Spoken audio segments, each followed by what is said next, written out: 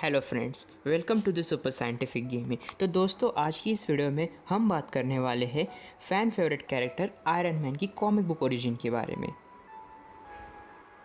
Iron man का first appearance हमें देखने को मिला मार्च 1963 की टेल्स ऑफ सस्पेंस इशू 39 में, जिसे बनाया था आर्टिस्ट स्टैनली सर और जैक कर्बी सर ने। और इसी कॉमिक में हमें आयरन मैन की ओरिजिन भी देखने को मिली और इसी सेम स्टोरी को रिवाइज किया गया 1968 की the invincible iron man issue 1 में और फिर 2005 की the invincible iron man extremist में। तो अब हम बात करते हैं आयरन मैन की कॉमिक बुक ओरिजिन के बारे में। एंथनी एडवर्ड स्टार्क और टोनी स्टार्क बेटा था स्टार्क इंडस्ट्रीज के मालिक हॉवर्ड स्टार्क और मारिया स्टार्क का। वो बचपन से ही काफ़ी इंटेलिजेंट था। उसने सिर्फ 15 साल की उम्र में ही MIT में एडमिशन ले लिया और सिर्फ 19 साल की उम्र में उसने मास्टर्स की डिग्री भी हासिल कर ली थी। पर बाद में उसके माता पिता की डेथ के बाद सिर्फ 21 साल की एज में वो स्टार्क इंडस्ट्रीज़ का मालिक बना। आप तो जानते ही हैं कि स्टार्क इंडस्ट्रीज़ वेपन बनाती थी और इन वेपन्स के टेस्टिंग के समय वियतनाम में टोनी वियतनामी गोरिल्ला वॉरियर्स के माइन ट्रैप में फंस जाता है और जख्मी हो जाता है।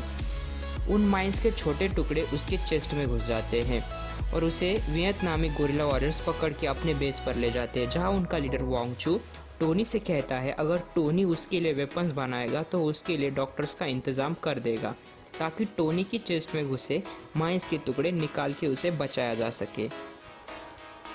पर टोनी स्मार्ट होने के कारण समझ जाता है कि अगर वांगचू को उसे बचाना ही होता तो वो पहले ही डॉक्टर को बुला लेता और फिर टोनी वांगचू की बात मान लेता है।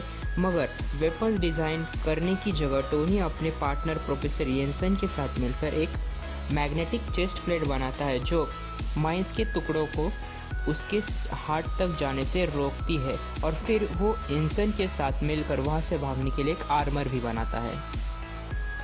पर आर्मर के पूरे होने से पहले ही वांगचू को टोनी का प्लान पता चल जाता है और वो अपने आदमियों से टोनी को रोकने के लिए कहता है।